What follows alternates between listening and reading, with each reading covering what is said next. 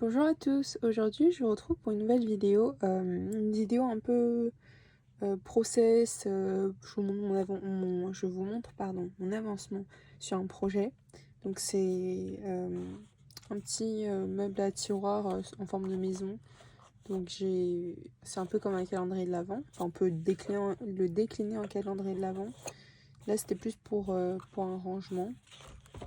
Mais vous pouvez largement mettre les petits numéros et ça fonctionne tout autant. Pour faire ce projet-là, je me suis inspirée, j'avais acheté un set de dies, maintenant ça fait quelques mois je crois déjà. Je vais essayer de vous retrouver le lien si je l'ai. Je vous le mettrai en barre d'infos. Donc c'est pour faire des petites boîtes tiroirs. En fait, ça vous fait le petit tiroir ici. Et c'est un tiroir de... il n'a pas l'air si grand, mais au final on peut mettre quand même des belles petites choses, je trouve. Désolée, j'ai juste besoin de enlever les scotch sur ma règle. Voilà.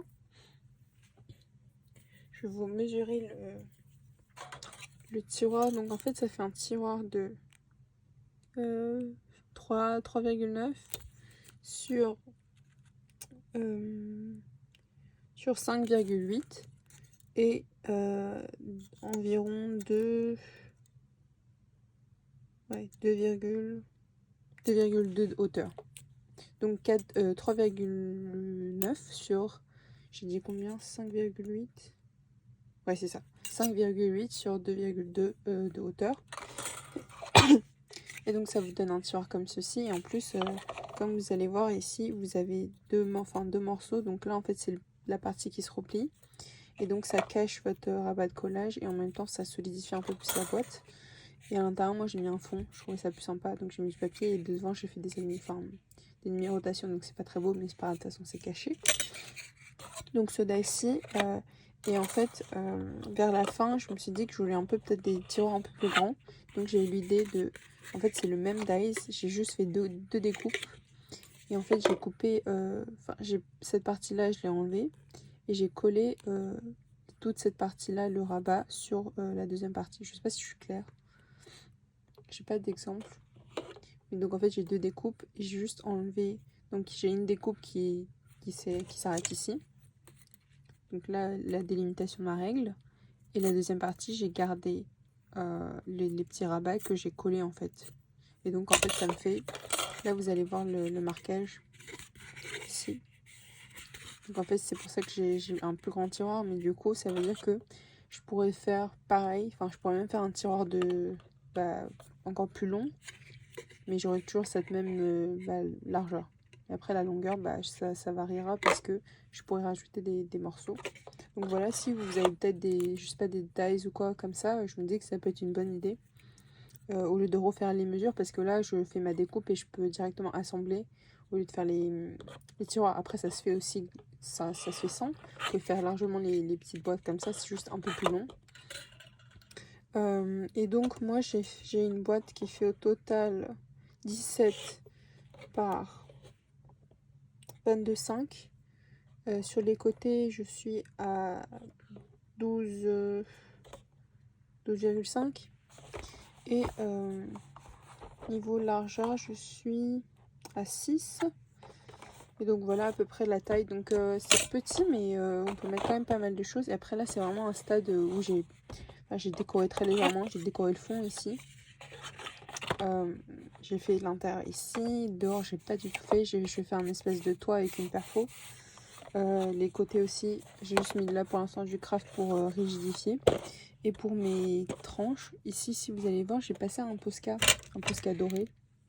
Voilà, c'est pour que ça cache un petit peu et c'est plus joli. Donc là je fais pareil sur les côtés. Donc là vous allez voir aussi à l'intérieur, c'est un peu, enfin j'ai mis le Posca. Et là derrière, je trouve en moyen, je peux pas enlever cette feuille parce que sinon vous allez avoir le reflet.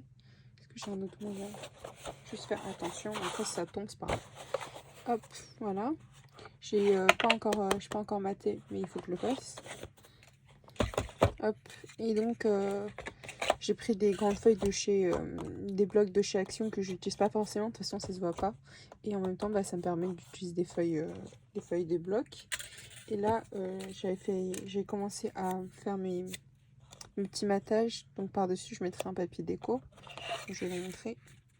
Hop, j'ai fait un petit matage de 2 mm, je crois. Voilà. Comme ceci. Je vais mettre un papier déco et ensuite pour la... Parce que là, c'est un peu... c'est pas compliqué, mais ça peut être plus simple. Parce qu'il faut un peu aller chercher avec son ongle. Je pense, parce que j'aime pas trop les entailles, je trouve qu'après pour mater c'est compliqué, donc je vais mettre des œillets, pas des œillets, pardon, des brades, des attaches parisiennes, et peut-être avec un fil ou quoi. J'hésite encore, je suis pas trop sûre, mais normalement sur les grandes j'aurai deux attaches parisiennes, et là j'en aurai qu'une petite sur les plus petites. Donc il faut encore que je regarde comment faire et comment mettre en place, mais je pense que c'est à peu près l'idée que j'ai.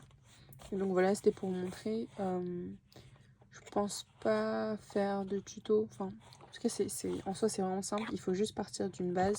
Ça peut être pas forcément des tiroirs, des boîtes carrées. Et donc là, en fait, c'est ma première partie. C'est un rectangle classique. Et ensuite, j'ai fait des petites bases, toujours comme des étuis. Donc derrière, en fait, c'est pas un fond, c'est le fond du papier qui couvre derrière ici. J'ai fait des étuis, donc là pour 3, pour 2, pour 1. Et ensuite, j'ai pris un grand morceau de papier que j'ai collé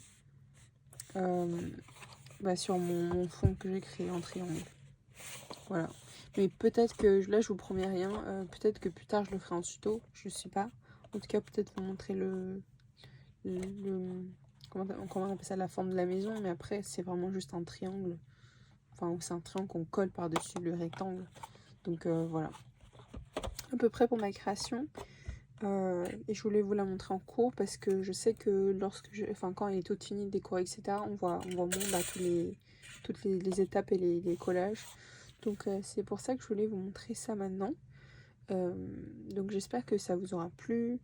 N'hésitez pas à me donner votre avis sur la petite maison. Je sais que en fait la prochaine fois, le point d'amélioration, en fait, c'est au lieu de faire des étuis, donc avec un fond vide, les deux côtés ouverts, il faut faire un côté ouvert et l'autre côté qui est fermé avec des rabats comme une boîte.